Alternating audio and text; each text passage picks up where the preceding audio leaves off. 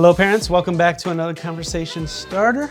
Pastor Mario here. We don't have the full crew this time, but we have Dawson the Youth Leader. Walker is behind the cameras, you know, making it happen. Yeah, Jackson's not here today, but that's okay.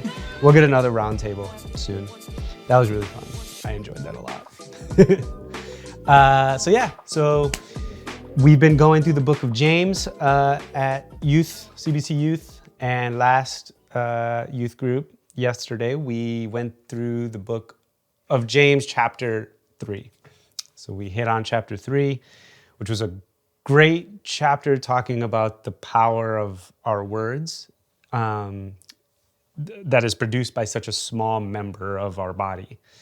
And James gives like a bunch of analogies to kind of talk about, he gives the idea of like the bit in a horse's mouth that steers where they go, or the rudder of a large ship, like a forest is set on fire by a small spark. And he's comparing all those things to our tongue has massive influence for our life. So we got to talking about that. It was great. It was fun. A lot of engagement from the students. Yeah. Some of them were kind of like, it was hard. It's hard to fathom the idea because James says like no one can tame the tongue. It's impossible, and humanity is incapable of controlling the tongue, and because it's just because of our sin nature. And This begs the question of like, it's almost one of those passages in Scripture where it's so depowering to humans that as humans we're like, why do I need to read this? If all it's, if all it's telling me is that I can't do this, why do I need to read it? Yeah. I think that can be especially if it's the first time you've read it in a long time. Yep. It can be the easy first assumption. Yeah. And it's just, but it's like, again, and I said this to the students, the reason I love the book of James is because it's so practical and he's so vivid too. But everything in the book is so practical, and that's a good thing, but it's also a challenging thing. Like even after, we finished service, a student came up to me and was like, hey, can I talk? Literally, they were like, I got into a fight with my mom and I said some things, and it was just like, this message was just kind of like, like I was just, my tongue was not used for good. And, it was another part of the message was, okay, we're imperfect. We cannot tame the tongue. We're going to mess up, even though we have God and the Spirit who does know how to tame the tongue and who does give us self-control to be able to have the control to not say this thing or not, joke about this thing that may be very, very disrespectful to someone or something like that. But wisdom, we talked about wisdom, and we talked about how wisdom isn't just discerning what to say in a moment, but it's also how do you then speak after you mess up and fall? What do you say to someone you've hurt with your words after you've fallen and you've messed up and And so it was a lot. We talked about a lot. Yeah. And it was good. And it feeds into like you said, the practicality of James, that he goes from issue to, vague solution, but solution. Like, we think of wisdom as an abstract concept, but that is James's solution to the destruction of the tongue is wisdom. It's wisdom. It's wisdom. So on that note, we have 2 questions for you parents for your engagement with your student whenever you have your devotional times, whatever that looks like for your family. I think, so you had a really good question. Darn it. It made a sound in the guitar too. You had a really good question because, and I mean, you can talk a little bit more about it. The students, some of them could not wrap their mind around the idea of us being incapable, like that we cannot tame the tongue. Right. And we cannot, there's nothing that we can do in and of ourselves to just try harder. Yeah, James literally says, like, no human being. Like he is incorporating everyone. Yeah. You know, like, and so like I said earlier, it can be a disheartening chapter. Yeah.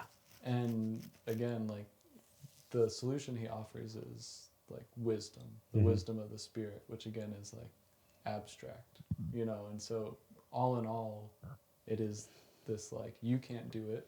Yeah. God can. Yeah. And I think some of the students took that as like, but how? How do we like, Yeah. is there no practical Yeah. tick this box? Yeah. But that brought to mind just some self-reflection. And so with this one, you can read Matthew 26:41. And you can just ask your student and really ask yourself, like, this is something every Christian has to do. Like, why do you struggle with, why do you find it hard to yield your behavior to the Spirit? Yeah. Because that's really the ultimate solution that James gives here. He's like, no human being can control their tongue. The Spirit can. Yeah. So for that to happen, we have to yield what we say, how we say it, to the Spirit. Yeah. And that's hard. It is hard. And so like it can be a time of self-reflection where you can say, you know, maybe there's a genuine stumbling block that's stopping you from doing it, or maybe you just never stopped and thought about yielding, you know, like thought about yielding to the Spirit like that. Yeah. And so that can just be a time of like genuine contemplation between you and your student. Yep. You don't have to have a Like a huge super concrete answer. Yeah, you yeah. know, but like just getting to that point where you stop and think and you're like, I do struggle to do that. You know, like why? What's holding me up from that? And it's a good reflective, you know, it's a good thing to reflect on, because I think as humans, it is hard to yield. Like I think about driving, and you know, like when you're turning onto a highway and you have to yield to the car, like the oncoming traffic. Yeah, and you never do. You just Well, I do, but you know, there's something in part of me that's like, all right, there's no cars coming. Yeah, just let me in. I'm just gonna breeze through this. Yeah. But the sign is there for a reason. It's like, okay, if you do not yield, Yeah. you are going to possibly crash into a car that's oncoming. The yield sign, you know, it's just hard to yield because you are already driving, you're already going, and you don't want to have to slow down and pay attention and kind of use wisdom and stuff. Like in this case, you're already talking. Yeah. Why can't I just try to control what I'm saying? I'm saying it right now. Yeah. You know, and it's like at that point, you haven't yielded because you haven't paused. Yep. You know, Yep. so. Yep. And so, yeah, that'd be a good idea to even talk about, like, what does it mean to yield to the Spirit? Like, what does that look like? And we gave some examples in youth group. Maybe students, you can tell your parents. Happened again? And, well, I just need to, okay, yeah. Way to go, Walker. So, yeah, it'd just be good, you know, just talk about what does it mean to yield and why is it difficult to yield? Yeah. You know, as a human, but also as you personally, Yeah. you know. So that'd be a good one. Second question that I thought would be really good, because so the solution is wisdom, you know, and not just any wisdom, God's wisdom. James gives two different types of wisdom. He talks about the wisdom of the world and the wisdom from above. The wisdom of the world produces jealousy and envy and strife, which just produces more terrible talk. But the wisdom from above produces gentleness, peaceable talk, open to reason, all those words that are hard to put into practice, right? So on this question, you can look up Proverbs 3:13 through 22. And in this section of Proverbs, it's talking about the value of wisdom. And it uses really specific ways of talking about wisdom that we would not often like attribute this kind of value to wisdom. Right. You know, we would say these types of things to, I don't know, other things like a fancy new car, Right. but we would not attribute these things to something called wisdom. And it just kind of shows the immense value that wisdom is for a person's soul and for their whole life. And so the question is, why do you think people often disregard wisdom? Like why is it so easy to disregard wisdom? Why do people not really care about wisdom? Why do you not care about wisdom? Like, because we don't sometimes. We have to be honest, you know? Yeah. And we also have to be honest about, you know, like pausing and making sure we have the right definition before we go. Absolutely. Into, you know, because like we were talking about beforehand, it's kind of just attributed with either experience or knowledge or both. Yeah. In like modern context. But in the Bible, it's talking about from God, like wisdom from God. Yeah. Not just because you've lived a while. Yeah. You know, like James himself in chapter 1 says, if anyone lacks wisdom, ask God. Yep. So his context for wisdom is God. Wisdom, Yep. not just knowledge, not just experience.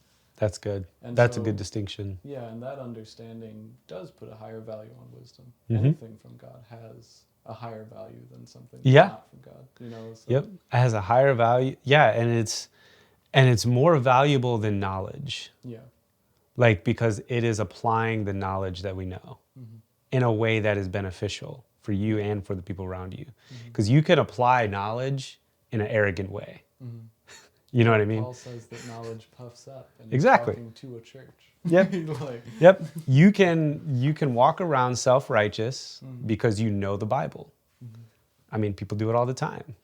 But that isn't wisdom. Wisdom is applying what you know in a way that is pleasing to God and beneficial for the people around you and for you. And is from God. It's something you've asked him for.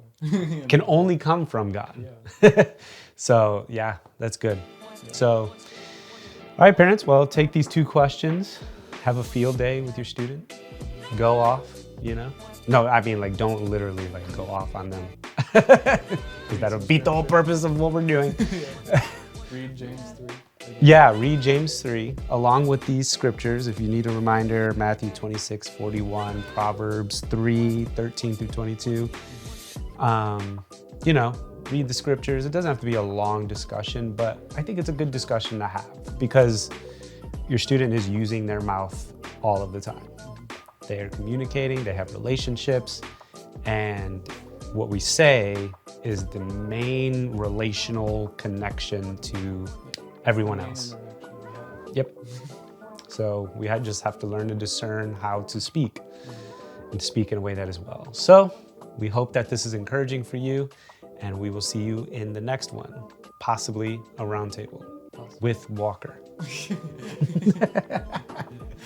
Hello, parents. This is Pastor Mario. Thank you guys for joining us for this week's conversation starter. If you want more ways that you can engage with your youth, you could check out the other conversation starters here on my side. Thank you guys for joining us. Hope you guys are doing well.